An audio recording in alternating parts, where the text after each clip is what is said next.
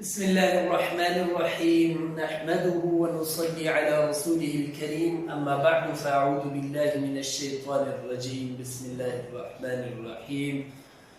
يا أيها الناس ادخلوا في السلم كافة صدق الله العظيم زما ددي يوتيوب فيسبوك أو تمام جهان کے سمرا اوریدون کی دی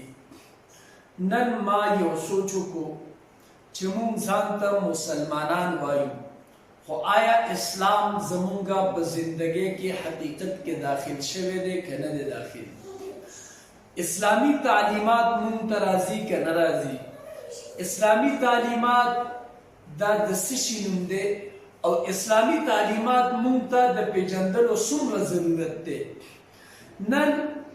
صرف او صرف مونږ ته مونږه اسلام وایو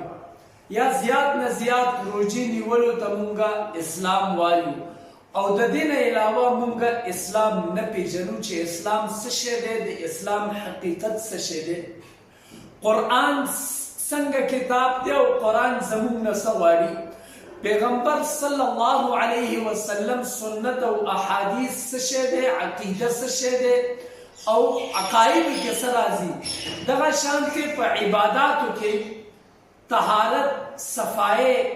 اودس کول مونځ کول د دې طریقه څنګه ده او دا دې څه شی دا ټول څیزونه د اسلام مبادی او ابتدایي څیزونه دي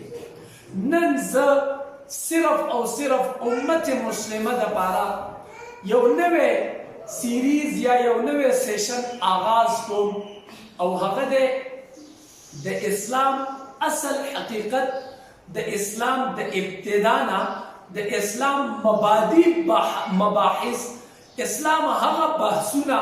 چې هغه اسلام بیخي ابتدا کې بیانېږي د هغې نه زمونږ مسلمانان پوه شي او انشاءالله د دې دپاره به زه تاسو ته کوشش کوم چې د دې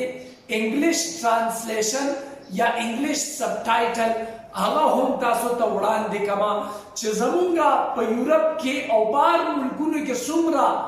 وروڼه دي خویندې دي بچي دي ماشومان دي هغوی هم اسلام حقیقت او حقانیت وپېژني او هغوی هم د اسلامي اقدار او روایات نه پوه شي او هغوی ته هم پته ولګي چې اسلام اخر څه څیز دی او اسلام کې څه کول پکار دي او څه نه دي کول پکار او اسلام زموږ نه څه غواړي ایمان څه شی دی